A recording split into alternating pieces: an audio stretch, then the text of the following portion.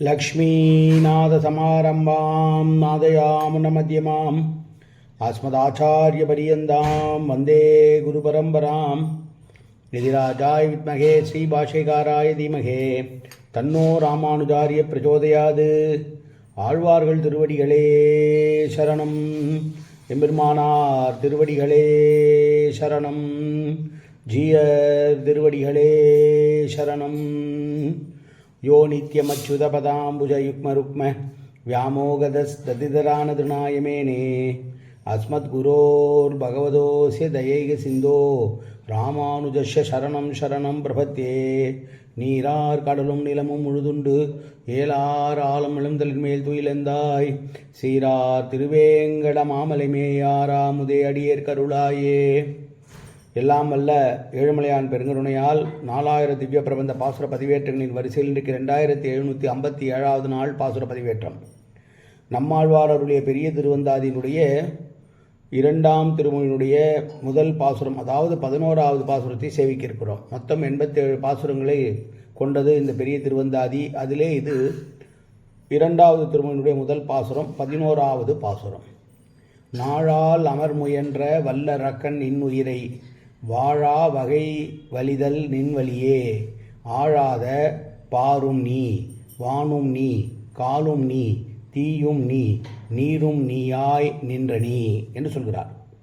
ஆழாத பாரும் நீ என்றால் பூமியானது நீரில் அழுந்த முடியாமல் இருக்குமாறு செய்தவன் நீதான். நீரும் நீ என்றால் நீராக இருக்கக்கூடியவன். தீயும் நீ என்றால் நீயே தீயாகவும் இருக்கிறாய். காலும் நீ என்றால் நீதான் வாயுவாய் இருக்கிறாய். வானும் நீ என்றால் நீயே ஆகாசமாய் இருக்கிறாய். இப்படி பஞ்சபூதங்கள் என்று சொல்லக்கூடிய ஆகாசம், காற்று, நெருப்பு, நீர், இந்த பூமி, எப்படி எல்லாமாகவும் நீயே இருக்கிறார். அகங்காரம் கொண்டு தன்னை வெல்வதில் யாரும் நிகர் கிடையாது என்று யுத்தம் செய்வதில் வல்லவனான அந்த கொடிய ராக்கதனான ராவணனுடைய இனிமையான பிராணனை அவனுடைய உடலோடு இருக்குமாறு செய்யாமல் அவன் உடலை விட்டு எடுத்தவனே, உனக்கு இதெல்லாம் ஒரு சூரத்தனமோ என்று கேட்கிறார். நாங்கள் உன்னையே நினைத்து கொண்டிருக்கிறோம், ஆனாலும் நீ எங்களை அணுக மாட்டேன் என்கிறாய், நீ எங்களுக்கு காட்சி தர மாட்டேன் என்கிறாய், எங்களை நீ அந்நியமாகவே பார்க்கிறாய். நீ என்னை அந்நியமாக பார்க்கிற போது உன்னுடைய நாமத்தை நான் எதற்கு சொல்ல வேண்டும், உன்னுடைய பெயரை எதற்கு நான் சொல்ல வேண்டும், உன்னுடைய சிந்தனை எதற்கு இனி எனக்கு என்று பாசுரம் சொல்ல வேண்டியது என்னுடைய வேலை இல்லை என்று நான் ஒதுங்கி இருந்தேன். ஆனால் நான் அப்படி வாயை மூடிக்கொண்டு இல்லாமல் உன்னை பற்றி பாட வேண்டிய கட்டாயத்தை நீயே உருவாக்குகிறாய். என்னை நீ மீண்டும் மீண்டும் பேச வைக்கிறாய். நான் வாயை மூடிக்கொண்டிருக்க வேண்டும் என்றாலும் என்னால் மூட முடியவில்லை. நீ என்னை தூண்டிவிட்டு மேலும் பாசுரமுடைய சொல்ல வைக்கிறாய். நான் முயற்சியை செய்யாமல் இருக்கும்போதும் கூட என்னுடைய வாயானது பேச எழும்புகிறது என்றால் இது யாருடைய செயலாக இருக்கும், உன்னுடைய இல்லாமல் என்று கேட்கிறார். உன்னை தவிர வேறு யாரும் எனக்கு இந்த மாதிரி கட்டளை போட முடியாது, என்னை செய்வட வைக்க முடியாது என்கிற பொழுது இது உன்னுடைய லீலை அல்லாமல் வேறென்ன? நீதான் என்னை ஆட்டிவிக்கிறாய் என்பதை நான் உணர்ந்து கொண்டிருக்கிறேன். அவன்தான் மறைந்திருந்து என்னுடைய வாயை கிளறி மீண்டும் மீண்டும் பாசுரங்கள் பாட வேண்டும் என்று என்னை ஆக்ஞையிடுகிறான், என்னை கட்டளையிட்டு செய்ய வைக்கிறான். நான் இனி இவனுடைய விஷயத்தை பற்றி பேசுவதே இல்லை என்று உறுதியாக இருந்த எண்ணத்தை போக்கி வாயை கிளப்புகின்ற இவனுடைய சாமர்த்தியத்தை நாம் என்ன சொல்லுவோம் என்று பேசுகிறார். வியப்பும் அடைகிறார். இது ஒரு பெரிய சாமர்த்தியமா உனக்கு என்று நான் நினைத்து பார்க்கிறேன். ஏனென்றால் ராவணன் என்கிற அரக்கன் தன்னுடைய தவோபலத்தால் பெற்ற வரங்களின் காரணமாக இறப்பு என்பதே தனக்கு கிடையாது என்று மமதியோடு இருந்தான். அப்படிப்பட்டவனையே யாருக்கும் தலை சாய்க்க மாட்டேன் என்று 10 தலைகள் 10 தலை வைத்திருந்த அவன், 10 தலைகளாலும் ஆணவத்தோடு செயல்பட்டு கொண்டிருந்த அவன், யாருக்கும் தலை வணங்க மாட்டேன் என்று நிமிர்ந்த தலை குனியாமல் இருந்தவனையே அவனை நீ தொலைத்து பங்கப்படுத்தி அவனை நீ அழித்தாய் என்கிற போது, அப்படி நீ புகழ்ச்சியாக உன்னை சொல்லிக் கொண்டிருக்கிற போது இது ஒரு புகழ்ச்சியா உனக்கு? ராவணனுடைய உறுதியை காட்டிலும் என்னுடைய உறுதிதான் வலியது நான் நினைத்தேன். நான் உன்னை பாடமாட்டேன் என்று நினைத்தேன்.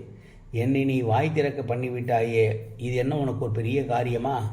ஆனானப்பட்ட ராவணனையே கொன்ற உனக்கு என்னை வாய் திறக்க வைத்து பேச வைப்பது என்ன பெரிய வேலையா என்று ஆச்சரியமாக பேசுகிறார். ஆழாத பாரும் நீரும் தீயும் காலும் வாலும் நீயாய் நின்ற நீ நாழலர் முயன்ற முயன்ற என்று வர வேண்டும். வல்லரக்கனுடைய இன்னுயிரை வாழ வகை வலிதல் நின்மலையே என்று இப்படி நாம் பாட வேண்டும். இதிலே மண் நீர் எரி காற்று ஆகாயம் என்ற பஞ்சபூதமாய் நீ இருக்கிற என்கிற கருத்துக்கு விருத்தமான ஒன்றோடு ஒன்று நீ வைக்கிறாய். ஏனென்றால் காற்றை தண்ணீரில் நெருப்பு அணைந்துவிடும். ஆனால் இது இரண்டையும் ஒன்றாக வைத்திருக்கிறாய். பஞ்சபூதங்களையே நீ உன்னுடைய உடம்பாக கொண்டிருக்கிறாய் என்கிற போது வேதங்கள் சொல்கிறது பஞ்சபூதங்களும் ஒன்றாக இருக்கிறது. எஸ்ய பிருத்திவி சரீரம் எஸ்ய அபிசரீரம் என்று வேதங்கள் ஓதும்படி நிற்கிற உனக்கு என்னை பேச வைப்பது ஒன்றும் மிகப்பெரிய காரியம் இல்லை.